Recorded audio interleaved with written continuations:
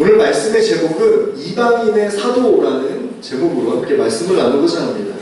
여러분, 이방인이라는 말 들으면 어떤 생각이 나죠? 이방인.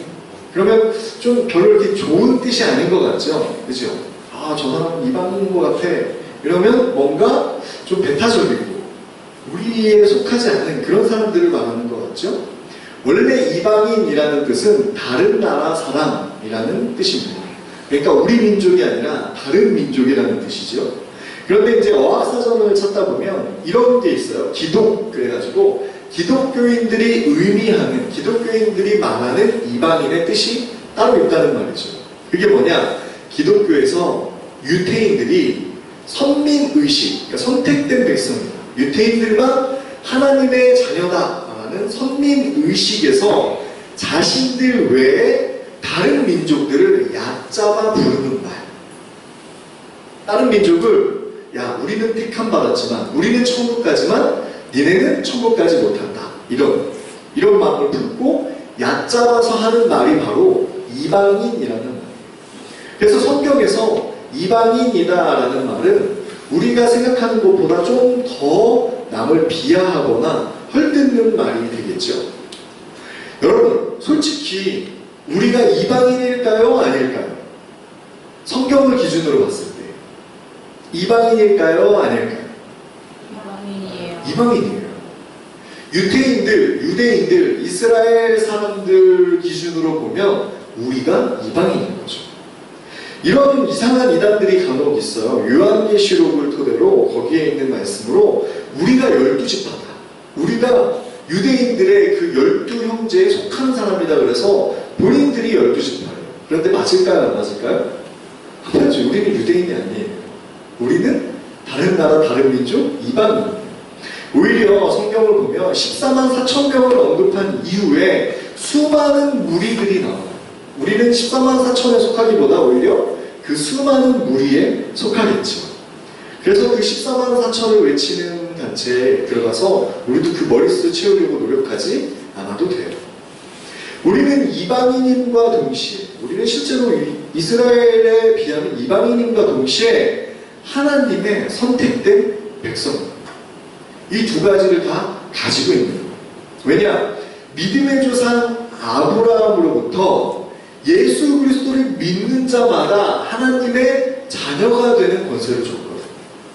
그러니까 혈육적으로, 족보로 유대인이 아니라 믿는 믿음으로 하나님의 자녀가 됐다는 거예요. 그래서 우리는 이방인임과 동시에 선택된 하나님의 백성이라는 거죠. 여러분, 크리스천들에게 있어서 믿지 않는 사람들이 이제 이방인이에요. 그렇죠? 우리는 이방인이 아니지만 이제 믿지 않는 사람들이 이방인이 되어버려요. 믿음으로 구원에 이르는 믿는 자들이 믿지 않는 세상 사람들을 이방인 취급하는 경우가 굉장히 많죠. 그죠? 얘는 교회 다니지 않아. 얘는 예수님을 믿지 않아. 그러면서 마치 유대인들과 똑같은 짓을 하는 거예요. 유대인들이 이방인들을 굉장히 천대시하고 정말 속된 말로 개처럼 여겼거든요. 그렇게 취급을 했어요. 그런데 지금 오늘날의 기독교가 믿지 않는 자들을 마치 그렇게 취급하는 것 같아요. 믿음으로 구원을 받은 사람, 본인도 이방인이었음에도 불구하고 자신이 믿었다고 믿지 않는 사람들을 너무 얕잡아 보는 거죠. 그리고 또 이런 경우가 있어요. 믿는다라고 말하는 사람들이 믿지 않는 이방인들과 똑같은 행위를 하는 거죠. 예를 들면 술을 먹고 담배를 피고 마약을 하며 성적으로 타락하고 도박을 하고 미움, 다툼, 시기, 질투 버리고 이런 노래도 있듯이 미움, 다툼, 시기, 질투, 정말 믿지 않는 사람들이 하는 모든 일들을 같이 따라해요. 이게 누가 이방인인지 누가 유대인인지 또는 누가 믿는 자인지 누가 믿지 않는 자인지 모를 정도로 그렇게 살아가는 거죠. 우리는 유대인의 입장에서 보면 이방인이고 또 믿는 크리스천의 입장에서 보면 세상이 이방인이 되는 그런 두 가지 관점을 잘 가지고 있어야 돼요. 우선 하나님께서는 유대인들을 택하셨어요. 유대인들 아주 작은 나라이지만 그 나라의 백성들을 택하시고 믿지 않는 가난한 사람들에게 보내셨죠. 유대인들을 위해서 예수님은 제자들을 부르셨어요. 12명의 제자들을 부르시고 그 유대인들에게 복음을 전하고 하나님의 말씀의 의미가 진정한 뜻이 무엇인지를 제자들을 통해 알게 하셨죠. 이 이스라엘 백성들은 토라라고 하는 성경을 토라라고 얘기를 해요. 구약 성경을 이 토라라고 얘기하는 그 율법을 중심으로 성경을 다 알고 있었어요. 그리고 그 율법을 잘 지키고 살아왔죠. 그래서 그들이 지키고 그들이 알고 있는 그 율법을 잘못 알고 있는, 오해하고 있는 율법을 제자들을 통해서 다시 예수님의 말씀과 예수님의 뜻이 무엇인지 알려줘요. 그리고 예수님이 하나님의 아들이심을 알게 하려고 12제자를 보내신 거예요. 자, 그렇다면 믿지 않는 다른 나라, 유대인들에게는 12명의 제자를 보냈지만 믿지 않는 다른 나라 사람들에게 누굴 보냈을까요? 바로 오늘 우리가 읽고 이 갈라디아서, 이 서신서를 쓴 바울을 보냈던 거예요. 바로 이 사도 바울이 이방인들을 위해 택하신 하나님의 사람이었던 거예요. 여러분, 이 사도 바울, 우리가 계속 갈라디아서를 읽고 있지만 사도 바울이 처음부터 착한 사람이었나요? 처음부터 하나님의 말씀과 하나님의 뜻에 순종하는 그런 사람이었나요? 그렇지 않았습니다. 사도 바울은 오랜 시간 동안 율법 교육을 받았어요. 유대교 밑에서 예수님을 믿는 사람들을 모아가고 붙잡아다가 때려 죽이고, 그리고 정말 아주 악질적인 행동들을 하는 그런 사람이었어요. 그 대신 율법을 정말 철저하게 배웠죠. 그리고 예수님을 만난 이후에 이 율법을 바탕으로 하나님의 아들, 하나님의 말씀으로 오신 예수님이 누구신지를 명확하게 알게 됐어요. 그래서 그동안 자신이 배웠던 율법을 이게 그냥 율법으로 그치는 것이 아니라 이게 하나님의 아들 예수 그리스도를 예언한 말이구나 라는 것을 깨닫고 이방인들에게 복음을 전했어요. 그런데 그 시간이 결코 짧지 않았다는 거예요. 다메섹 길가에서 바울이 예수님을 만났어요. 그런데 예수님을 만나자마자 바로 복음을 전했을까요? 아니에요. 대략 10년간의 시간 동안, 그 오랜 시간 동안 선교 훈련을 받고 교육을 받고 그러고 이방인들을 향해 복음을 전하러 나갔던 것이죠. 우리는 때로 정말 쉽게 그리고 빨리 무언가를 얻으려고 해요. 그런데 성경을 보면 하나님이 택한 사람, 하나님의 사람이라고 하는 그 인물들을 보면 시간적인 계산을 하면 절대 짧지 않아요. 모세 같은 경우는 40년을 훈련시켰죠. 그 외에 다른 사람들도 정말 오랜 기간 훈련을 시켰어요. 하다못해 예수님의 제자들도 3년 반이라는 시간을 함께 다니면서 가르쳤죠. 근데 우리는 한 2, 3일 만에 또는 단 몇 시간 만에 그냥 빨리 깨달아 알길 원해요. 너무 조급한 마음을 갖지 말고 차근차근 알아가야 해요. 하나님의 사람이 그렇게 갑자기 툭 튀어나오는 게 아니에요. 성경을 보면 대략 500년 주기로 위대한 위인들이 나와요. 성경의 위인들이 500년 동안 하나님이 찾으신다는 거예요. 오늘날 사람들을 보면 마치 자기들이 다 하나님이 택한 사람이고 하나님이 부르신 사람이고 자기가 정말 하나님의 귀한 일을 하는 사람인 것 같지만 하나님 입장에서 봤을 때 거꾸로일 수 있어요. 얘도 아니고 내가 한두 해도 아니고 500년을 기다리는데 왜 사람이 없을까? 왜 내가 쓸만한, 내가 정말 하나님의 내 뜻을 전할 만한 그런 사람이 없을까? 라고 생각할 수 있어요. 성경에서도 대략 500년에 한 명씩 나오는데 우리도 겸손한 마음으로 하나님의 뜻을 따라야 되겠죠. 이 바울이 이방인들에게 복음을 전할 때 염려스러운, 걱정하는 몇 가지가 있었어요.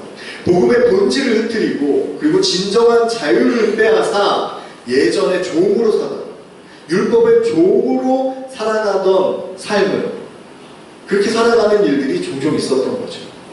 갈라디아서 2장 3절로 5절에 그런 거짓 형제들에 대해서 언급을 해요. 우리가 4절 말씀 한번 다시 읽어볼까요? 4절 말씀입니다. 갈라디아서 2장 4절이에요. 시작. 이들이 가만히 들어온 거짓 형제들 때문이라. 그들이 가만히 들어온 것은 그리스도 예수 안에서 우리가 같이 살려고 그들을 있어요. 정말 예수 그리스도를 믿음으로 우리는 자유를 얻었어요. 우리는 생명을 얻었어요. 그런데 교회의 규칙과 우리 교회는 옛날부터 그렇지 않았다라는 그 이상한 전승이라고 하죠. 어떻게 말로 전해 내려오는 그런 것들로 인해 자유를 빼앗고 오히려 종으로 다시 삼고자 하는 그런 일들이 있는 거예요. 이 당시의 거짓 형제들은 그리스도인인 것처럼 예수님을 믿는 것처럼 위장하고 예전에 유대교에 있을 때의 그런 율법 하나 하지 말라 이런 것들을 그리고 이런 율법의 규칙과 전승을 따르게 하는 거예요. 그래서 예수님을 믿는 자들에게 야 예수를 믿었으니까 할례를 받아야 돼. 예수를 믿었으니까 율법을 지켜야 돼 라고 하면서 뭔가 규칙을 계속 언급하는 거죠. 주일날은 이러면 안 돼. 이렇게 하면 안 돼. 안식일 때는 이렇게 해야 돼. 이제 예수님을 믿었으면 이렇게 해야 돼 라면서 그런 규칙들을 끊임없이 주장하고 예수를 믿음으로 주어진 생명과 복음을 다시 종의 삶으로 노예의 삶으로 돌이키는 일을 끊임없이 했던 거죠. 뭐냐? 바로 내가 예전에 믿었던 그 유대교, 그 율법이 이런 게 아니야. 예수님을 믿지만 난 전에 했던 그 일대로 그대로 해야 되는 거야 라고 말하면서 새로 믿는 이방인들에게 그런 것들을 전했던 거죠. 그런데 그들이 어떻게 들어왔다고요? 가만히 조용히 들어오는 거예요. 교회 안에도 그런 일들이 종종 있을 수 있어요. 뭔가 스스로의 규칙과 뭔가 그런 일들이 있죠. 주일 예배 때 목사는 양복을 입고 넥타이를 매야 돼. 반바지를 입으면 안 돼. 양말을 수련회에 가서는 양말을 신어야 돼. 여러 가지가 있어요. 주일에는 돈을 쓰면 안 돼. 그래서 버스도 타면 안 돼. 저도 주일날 전도사였을 때 주일학교 맡았을 때 아이들 아이스크림 한 번 사왔다 큰일 날 뻔했어요. 주일날 돈 쓰면 안 된다는 그런 전승이 있었어요. 특히 그런 교단들이 있어요. 지금도 좀 빡세게 이렇게 그런 것들을 지켜내려고 하는 그런 교단들이 있고 그렇다고 해서 그러면 그 사람들 다 잘못됐냐? 그건 절대 아니죠. 절대 아닙니다. 오해하지 마시고요. 자, 이런 관습과 이상한 사람들의 그런 규칙에 매여서 자유롭지 못하고 오히려 억눌려서 지내는 거죠. 하나님의 말씀 안에서 참 자유를 누려야 하는데 그리고 예수 그리스도를 통해 진정한 자유를 누려야 하는데 그렇지 못하는 거예요. 이렇게 유대교의 기본 교리를 바탕으로 기독교가 아닌 유대교의 기본 교리를 바탕으로 한 거짓 교사들이 바울이 전하는 복음을 왜곡시키고 바울은 너무 진보적이야. 그걸 다 따를 필요가 없어. 바울이 얘기하는 거는 그냥 듣고 그렇게 하지 말고 이렇게 해야 돼 라면서 바울 뒤에서 끊임없이 바울을 괴롭혔다는 거죠. 그럼에도 바울은 끊임없이 세계를 향해 복음을 들고 복음을 전했고 수많은 사람들에게 진리를 전하면서 진리 안에 진리 앞에 바로 설 수 있도록 끊임없이 노력했어요. 바울은 이렇게 유대인들보다 이방인을 위해 다른 나라를 위해 택한 사람이었습니다. 자, 2장 6절로 8절을 보면 이방인의 사도임을 본인이 말하죠. 우리 6절부터 7절과 8절 말씀 함께 읽어볼게요. 7절, 8절입니다. 시작.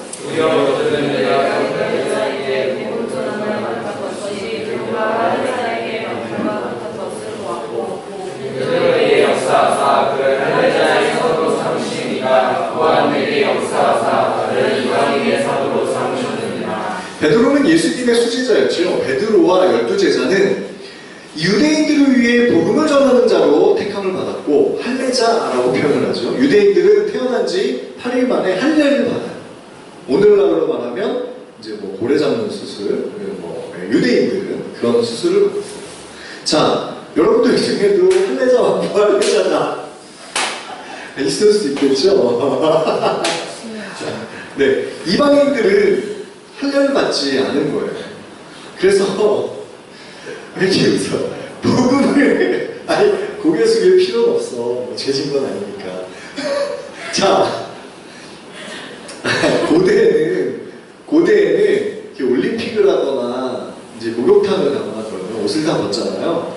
그래서 이게 다 티가 나는 거예요. 그런데 특히 유대인들에게 왜 할례를 했냐면 사실 사실은 이방 신을 섬기는 것 중에 하나가 바로 성적인 행위를 통해서 이방 신을 섬기는 거예요.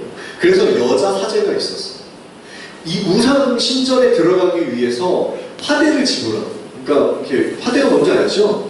그 비용을 지불을 하고 그런 쾌락과 어떤 희한한 신비의 경지에 도달하기 위해서 마약과 같은 그런 것들을 통해서 이렇게 정신이 혼미해지고 그 여인과 성적 관계를 통해서 우상 신을 만난다라고 생각을 했어요.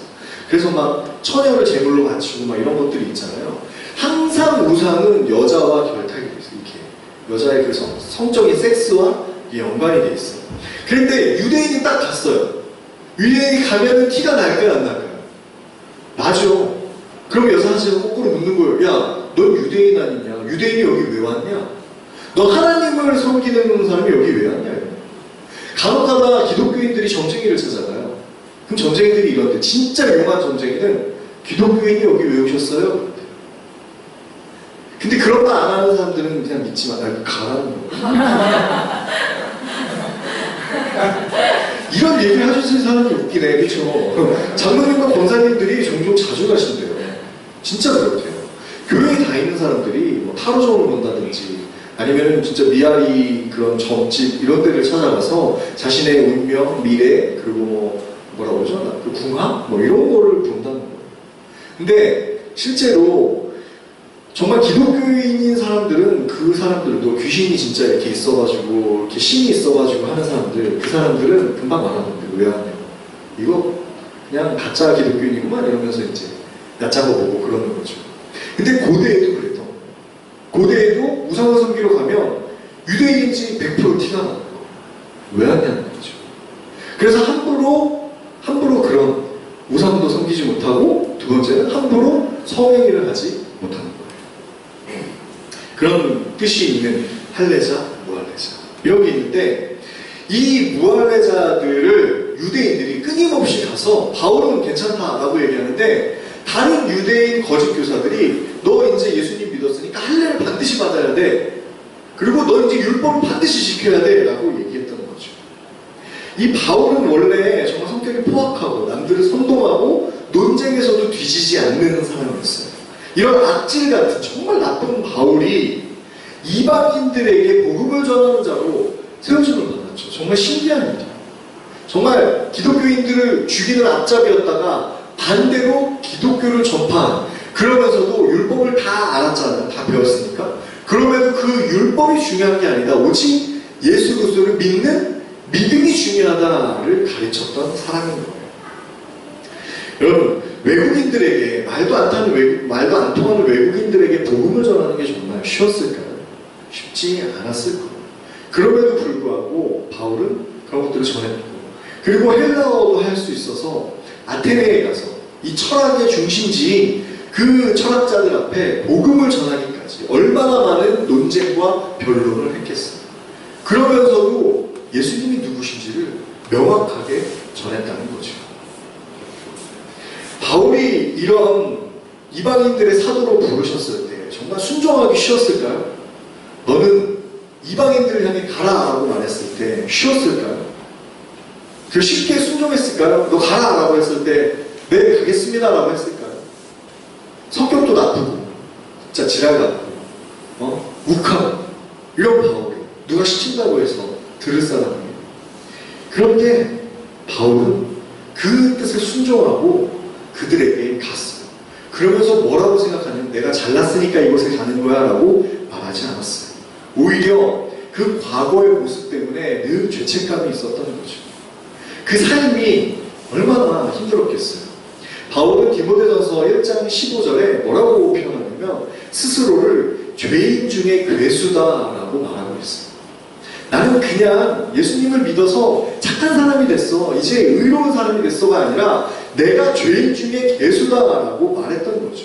야, 내가 이렇게 잘나고 배운 게 많고 이렇게 똑똑하고 이렇게 용감하고 내가 소통도 잘하고 막 논쟁도 잘하고 이러니까 하나님이 분명히 나를 쓰신 걸 거야 라고 교만하지 않고 오히려 내가 죄인, 그리고 그 죄인들 중에 가장 나쁜 괴수다라고 말했던 거예요.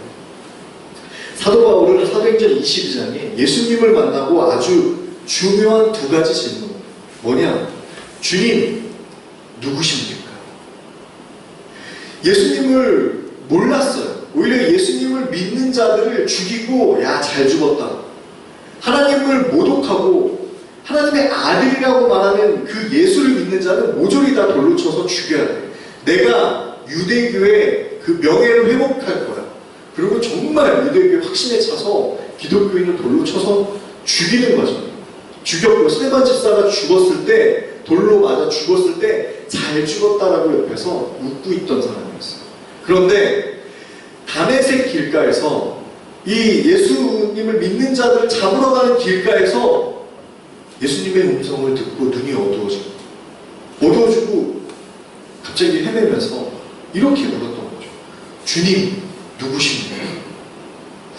우리는 나를 만드시고 그리고 여기까지 인도한 분이 누구신지 반드시 알아야 돼. 정말 세상 모든 만물들은 자기의 역할, 자기가 있어야 될 자리를 알아요. 그런데 유독 사람만, 오직 유일하게 사람만 내가 있어야 할 위치와 그리고 내가 무엇을 해야 할지를 모르는 거예요.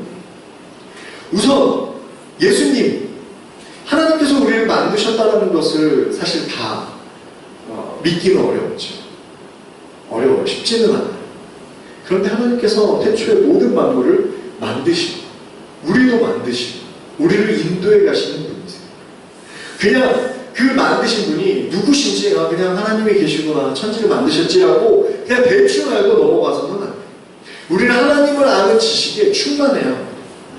바울은 그 하나님과 예수님이 분명히 누구인지를 묻고 배웠어요. 그리고 담대하게 전할 수 있었던 거죠. 우리도 그 충만한 지식에 이르기까지 양육을 받고 배워야 하는 거예요. 자, 첫 번째는 주님 누구십니까? 라는 질문을 했다면, 두 번째는 주님 무엇을 하리까? 이게 저와 여러분의 질문이 돼야 돼요. 하나님이 누구신지를 알았다면 그 하나님의 부르심에, 하나님의 소명이라고 하죠. 보통 콜링이라고 얘기해요. 저와 여러분이 이 자리에 그냥 있는 게 아니에요.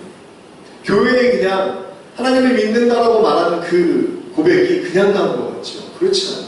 저와 여러분들 안에 있는 성령 하나님께서 예전부터, 뱃속에 있을 때부터 우리를 이미 택하시고 이 자리로 부르시기까지, 하나님을 믿는 믿음의 자리로 부르시기까지 이미 선택해 놓으셨다는 거예요.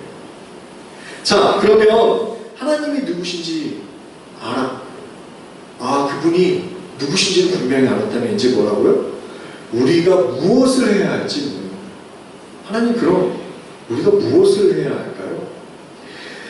이 소명과 콜링 앞에 우리는 사명이라고 하고 미션이라고 하는 것들을 수행합니다.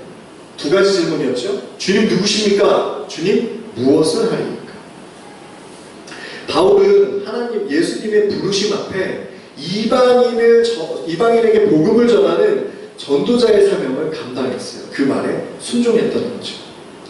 자, 그리고 그냥 이방인들을 향해 예수님을 전하는 것뿐만 아니라 가난하고 소외된 주님의 자녀들에게 갔던 거예요. 우리 10절 말씀 한번 읽어볼까요? 10절 말씀입니다. 다만 우리에게 가난한 자들을 기억하고 부탁하였으니 이것은 너희를 더 일서해야 하노라. 저와 여러분의 복음의 의미가 뭐죠? 저와 여러분에게 복음이라고 얘기하는 그 복음의 의미가 뭡니까? 그냥 단순히 내가 죽음을 면하고 내가 그 사망의 음침한 골짜기를 피하고 영원한 생명을 누리게 됐다.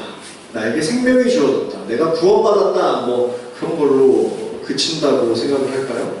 그런 의미가 뭐 틀린 말은 아니죠. 맞아요. 근데 여러분, 내가 만약에 죽을 상황에 놓여 있어요. 내가 지금 죽을 상황에 놓여 있다가 어떤 약을 먹고 살아났어요. 그런데 나는 똑같은 증세로 죽어가는 사람들이 보이는 거예요. 그러면 어떻게 할까요? 아이씨, 나 혼자만 이거 잘 챙겨가지고 다음에 또 병을 내가 아껴서 더 놔뒀다가 나중에 먹어야지? 이럴까요?